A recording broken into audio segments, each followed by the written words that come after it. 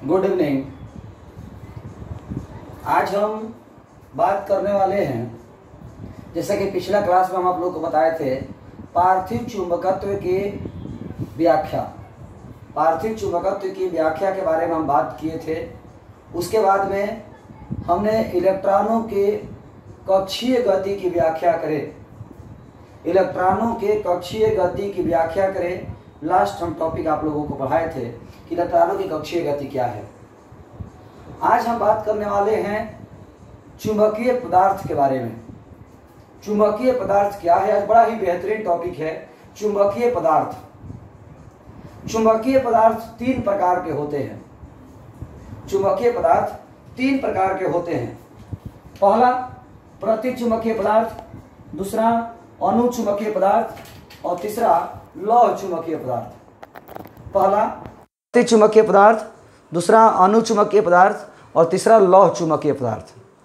चुंबकीय पदार्थ जो टॉपिक है ये आप लोगों को केमिस्ट्री में भी पढ़ना है।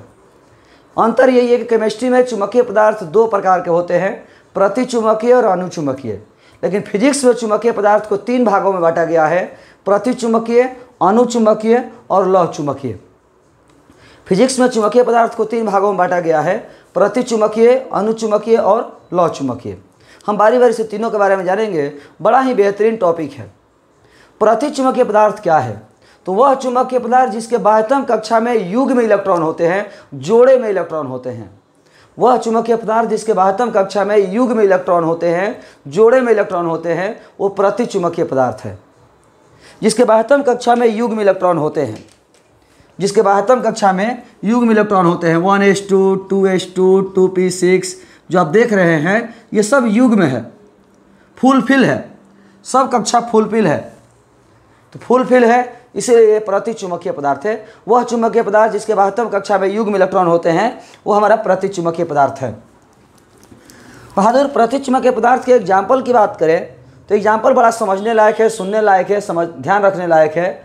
एंटीमनी, बिस्मथ, सीसा, जस्ता, सोना, चांदी, तांबा, हाइड्रोजन, जल, वायु, हीलियम और सभी निष्क्रिय गैस।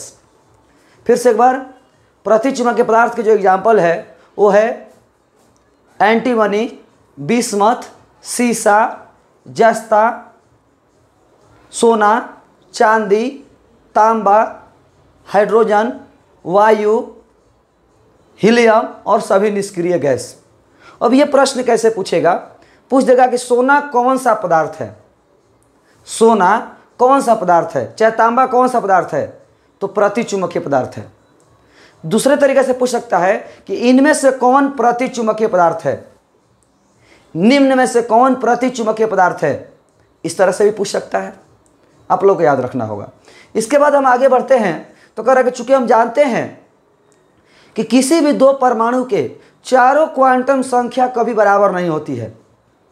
किसी भी दो परमाणु के चारों क्वांटम संख्या कभी बराबर नहीं होती है। चारों क्वांटम संख्या, principal quantum number, magnetic quantum number, azimuthal quantum number और स्पिन क्वांटम नंबर।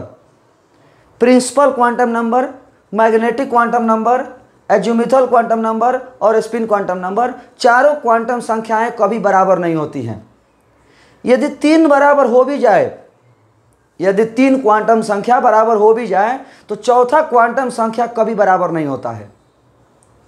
चौथा क्वांटम संख्या कभी बराबर नहीं होता है। कभी भी चौथा क्वांटम संख्या बराबर नहीं होता है। तीन बराबर हो भी जाए तो चौथा क्वांटम संख्या कभी बराबर नहीं होता है। चौथा स्पिन क्वांटम नंबर कभी बराबर नहीं होगा। क्यों नहीं बराबर होगा? क्योंकि एक इलेक्ट्रॉन घड़ी की दिशा में चक्कर लगाता है तो दूसरा इलेक्ट्रॉन घड़ी के विपरीत दिशा में चक्कर लगाता है। एक इलेक्ट्रॉन घड़ी की दिशा में चक्कर लगाता है तो दूसरा इलेक्ट्रॉन घड़ी के विपरीत दिशा में चक्कर लगाता है।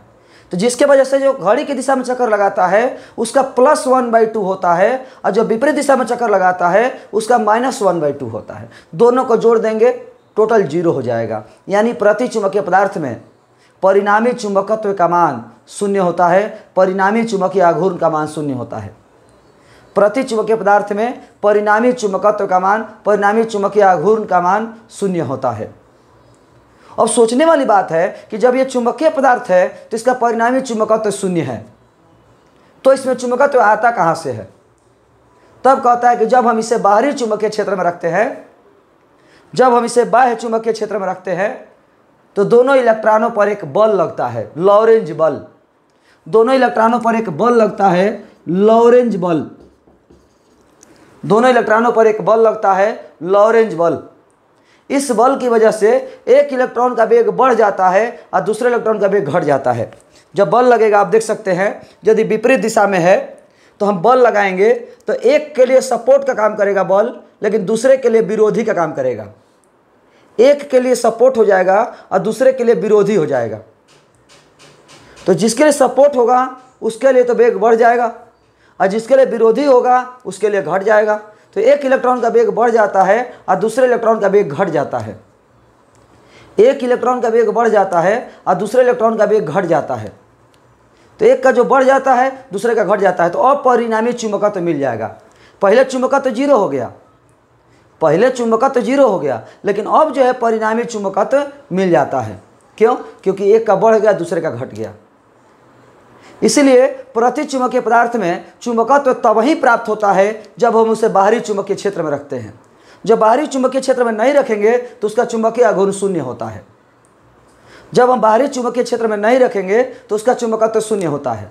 लेकिन जैसे ही बाहरी चुंबकीय क्षेत्र में रखते हैं तो इस पर एक बल लगता है और बल की वजह से परिणामी चुंबकत्व प्राप्त हो जाता है।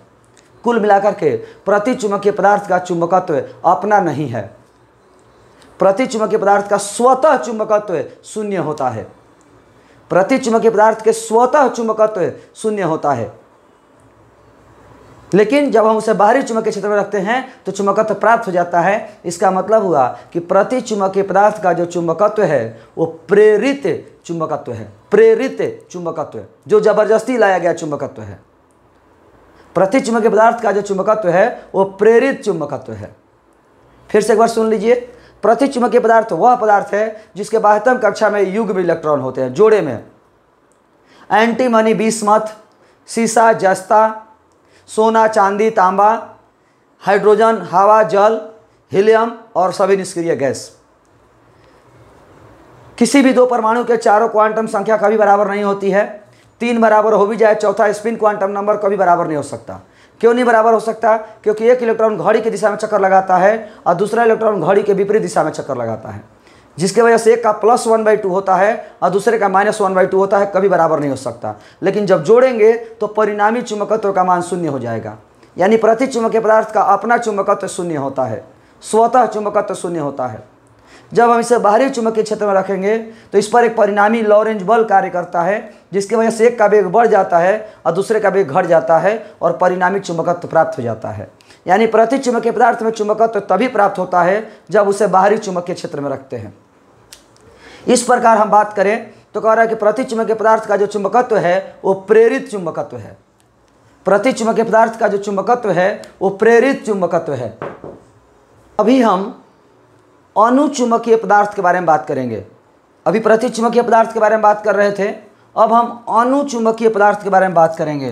अनुचुंबकीय पदार्थ पैरामैग्नेटिक मटेरियल। अनुचुंबकीय पदार्थ पैरामैग्नेटिक मटेरियल। वह इसमें तो युग्म था, इसमें अयुग्म होगा। वह चुंबकीय पदार्थ जिसके बाह्यतम कक्षा में इलेक्ट्रॉन अयुग्म होते हैं। वह चुंबकीय पदार्थ जिसके बाह्यतम कक्षा में इलेक्ट्रॉन अयुग्म होते हैं। वह चुंबकीय पदार्थ जिसके बाह्यतम कक्षा में इलेक्ट्रॉन अयुग्म होते हैं, वह हमारा अनुचुंबकीय पदार्थ है। वो हमारा अनुचुंबकीय पदार्थ है। अनुचुंबकीय पदार्थ के एग्जाम्पल की हम बात करें तो platinum, platinum, osmium, manganese. Platinum, manganese, osmium, द्रव ऑक्सीजन और oxygen gas. Platinum, manganese, osmium, द्रव ऑक्सीजन और ऑक्सीजन गैस, ये सब अनुचुंबकीय पदार्थ के एग्जाम्पल हैं। अनुचुंबकीय पदार्थ में चूंकि अयुग्म इलेक्ट्रॉन होते हैं, अनुचुंबकीय पदार्थ में चूंकि अयुग्म इलेक्ट्रॉन होते हैं, इसीलिए इसमें परिणामी चुंबकत्व हमेशा उपस्थित होता है। इसमें परिणामी चुंबकत्व जीरो नहीं होता है। इसमें परिणामी चुंबकत्व जीरो नहीं होता है। क्यों? क्योंकि इसमें इलेक्ट्रॉन हमेशा अयुग्म होते हैं, इसलिए जीरो होने का संभावना ही नहीं है। अनुचुंबकीय पदार्थ कभी भी परिणामी चुंबकत्व शून्य नहीं होता है, यानी अनुचुंबकीय पदार्थ में स्वतः चुंबकत्व होता है, स्वयं का चुंबकत्व होता है। अनुचुंबकीय पदार्थ में स्वयं का चुंबकत्व होता है, स्वतः का चुंबकत्व होता है। यह रहा अनुचुंबकीय पदार्थ के बारे में। तीसरा है लौह चुंबकीय पदार्थ, फेरोमैग्नेटिक मटेरियल। लौह चुंबकीय पदार्थ, फेरोमैग्नेटिक मटेरियल। थोड़ा सा आप लोग ध्यान दीजिएगा बहादुर, चूंकि हमने कहा कि यह केमिस्ट्री का टॉपिक है, हमने आपसे कहा कि यह केमिस्ट्री का टॉपिक है, तो जो भी हमने परिभाषा दिया आपको अभी तक वो केमिस्ट्री का ही परिभाषा है, फिजिक्स का परिभाषा तो दिया ही नहीं। जब आप लोग का केमिस्ट्री में इनऑर्गेनिक में पढ़ाया जाएगा तो वहाँ कहा जाएगा कि इसको फिजिक्स में पढ़ना है, और सर आपसे पूछेंगे कि बताइए प्रतिचुंबकीय पदार्थ किससे कहते हैं, अनुचुंबकीय पदार्थ किससे कहते हैं, सर आपसे पूछेंगे। और जब आप मेरा वाला परिभाषा बोलिएगा तो सर तुरंत कहेंगे कि तो केमिस्ट्री का परिभाषा है, फिजिक्स की परिभाषा बताइए। आपके सर कहेंगे कि ये तो केमिस्ट्री का परिभाषा है, फिजिक्स की परिभाषा बताइए। तो बहादुर फिजिक्स की परिभाषा अभी हम नहीं बताए हैं, लेकिन बाद में बताएंगे, अगले वीडियो में, अगले क्लास में हम आप लोगों को बताएंगे फिजिक्स का परिभाषा भी। लेकिन अब हम यहाँ पर केमिस्ट्री की चूंकि परिभाषा है, और केमिस्ट्री में दो ही प्रकार होता है, प्रतिचुंबकीय और अनुचुंबकीय, तब हम तीसरा का परिभाषा कहाँ से देंगे? जब चुंबकीय पदार्थ तीन प्रकार के होता है फिजिक्स में, और केमिस्ट्री के अनुसार परिभाषा दे रहे हैं, और केमिस्ट्री के अनुसार दो ही प्रकार होता है, तो तीसरा का परिभाषा कहाँ से आएगा? तब तो यहाँ हम फंसेंगे। तब लौह चुंबकीय पदार्थ की परिभाषा सुनिएगा, वह चुंबकीय पदार्थ जिसके बाह्यतम कक्षा में अयुग्म इलेक्ट्रॉन होते हैं। वह चुंबकीय पदार्थ जिसके बाह्यतम कक्षा में अयुग्म इलेक्ट्रॉन होते हैं वो लौह चुंबकीय पदार्थ है। वह चुंबकीय पदार्थ जिसके बाह्यतम कक्षा में अयुग्म इलेक्ट्रॉन होते हैं वो लौह चुंबकीय पदार्थ है। तब यहाँ एक सवाल आ गया कि सर अनुचुंबकीय पदार्थ का भी, अनुचुंबकीय पदार्थ में भी अयुग्म इलेक्ट्रॉन था, और लौह चुंबकीय में भी अयुग्म इलेक्ट्रॉन है। अनुचुंबकीय पदार्थ में अयुग्म इलेक्ट्रॉन है और लौह चुंबकीय पदार्थ में भी अयुग्म इलेक्ट्रॉन है। तो सवाल है कि सही कौन, दोनों में अंतर क्या होगा? तो हम चर्चा करेंगे कि आखिर अनुचुंबकीय और लौह चुंबकीय में क्या अंतर है, आखिर क्यों फिजिक्स में इसको एक प्रकार बांट दिया गया। केमिस्ट्री में दो ही प्रकार है, लेकिन फिजिक्स में तीसरा प्रकार कहाँ से आया? तो हम बात करेंगे, पहले समझिए लौह चुंबकीय पदार्थ के एग्जाम्पल, लोहा, निकेल, कोबाल्ट एवं उनके मिश्र धातु। ये लौह चुंबकीय पदार्थ के एग्जाम्पल है। लोहा, निकेल, कोबाल्ट, लोहा, निकेल, कोबाल्ट लौह चुंबकीय पदार्थ के उदाहरण हैं, और उनके मिश्र धातु। लौह चुंबकीय पदार्थ में अयुग्म इलेक्ट्रॉन है, अनुचुंबकीय पदार्थ में भी अयुग्म इलेक्ट्रॉन है। लौह चुंबकीय पदार्थ में अयुग्म इलेक्ट्रॉन है, अनुचुंबकीय पदार्थ में अयुग्म इलेक्ट्रॉन है। लौह चुंबकीय में भी अयुग्म, अनुचुंबकीय में भी अयुग्म। अंतर क्या है? तो लौह चुंबकीय पदार्थ में कहता है कि परमाणुओं के अलग अलग समूह, इलेक्ट्रॉनों के अलग अलग समूह एक निश्चित दिशा में सजे होते हैं। लौह चुंबकीय पदार्थ में इलेक्ट्रॉनों के अलग अलग समूह एक निश्चित दिशा में सजे होते हैं। इलेक्ट्रॉनों के अलग अलग समूह एक निश्चित दिशा में सजे होते हैं, जिन्हें डोमेन कहा जाता है, जिन्हें डोमेन कहा जाता है। लौह चुंबकीय पदार्थ में इलेक्ट्रॉनों के जो अलग अलग समूह हैं एक निश्चित दिशा में सजे होते हैं। इलेक्ट्रॉनों के जो एक समूह है वो निश्चित दिशा में सजे होते हैं। इलेक्ट्रॉनों के जो समूह है वो एक निश्चित दिशा में सजे होते हैं, जिन्हें हम डोमेन कहते हैं। क्या कहते हैं? डोमेन कहते हैं, जिन्हें हम डोमेन कहते हैं, जिन्हें हम डोमेन कहते हैं।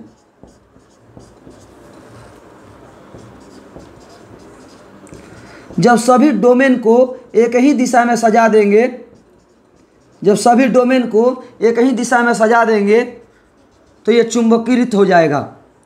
जब सभी डोमेन को एक ही दिशा में सजा देंगे तो ये चुंबकीकृत हो जाएगा। जब सभी डोमेन को एक ही दिशा में सजा देंगे तो ये चुंबकीकृत हो जाएगा। अब बताइए कि अणुचुंबकीय पदार्थ में सभी इलेक्ट्रॉन जैसे तैसे थे, अणुचुंबकीय पदार्थ में सभी इलेक्ट्रॉन जैसे तैसे थे, तो उसको सजाने के लिए बड़ा मेहनत करना पड़ेगा। अणुचुंबकीय पदार्थ को सजाने के लिए, चुंबकित करने के लिए सभी इलेक्ट्रॉनों को बारी बारी से सजाना पड़ेगा, सभी इलेक्ट्रॉनों को। लेकिन लौह चुंबकीय पदार्थ को चुंबकित करने के लिए सबको नहीं सजाना है, ऑलरेडी ये सजा हुआ है, केवल एक ग्रुप को सजा देना है। 5 बार सजा देंगे, 5 गो ग्रुप है, 5 बार सजा देंगे, सज जाएगा। 5 बार मेहनत करेंगे, सब इलेक्ट्रॉन सज जाएगा लौह चुंबकीय में। लेकिन यदि अणुचुंबकीय होता तो सभी इलेक्ट्रॉनों को बारी बारी से सजाना पड़ता। इसीलिए कहता है कि लौह चुंबकीय पदार्थ को चुंबकित करना ज़्यादा आसान है अणुचुंबकीय पदार्थ की अपेक्षा। लौह चुंबकीय पदार्थ को चुंबकित आसानी से किया जा सकता है अणुचुंबकीय की तुलना में। अणुचुंबकीय पदार्थ में सभी इलेक्ट्रॉन जैसे तैसे होते हैं, तो उसको सजाने में ज़्यादा मेहनत करना पड़ेगा। लेकिन लौह चुंबकीय पदार्थ में ये ऑलरेडी ग्रुप बना हुआ है, ऑलरेडी ग्रुप बना हुआ है, इसीलिए इसको सजाने में हमें ज़्यादा मेहनत नहीं करना पड़ेगा। 5 ग्रुप को एक बार में सजा देंगे, 5 बार में सज गया। इसीलिए याद रखिएगा कि लौह चुंबकीय पदार्थ में इलेक्ट्रॉनों के अलग अलग समूह एक निश्चित दिशा में सजे होते हैं, जिन्हें डोमेन कहते हैं, जिन्हें डोमेन कहते हैं। जब सभी डोमेन को एक ही दिशा में सजा देंगे, पदार्थ चुंबकित हो जाएगा। इसलिए कहता है कि लौह चुंबकीय पदार्थ को चुंबकित करना अणुचुंबकीय पदार्थ की अपेक्षा ज़्यादा आसान है। यह रहा आपका प्रतिचुंबकीय पदार्थ, अणुचुंबकीय पदार्थ और लौह चुंबकीय पदार्थ के बारे में। प्रतिचुंबकीय पदार्थ, अणुचुंबकीय पदार्थ और लौह चुंबकीय पदार्थ के बारे में।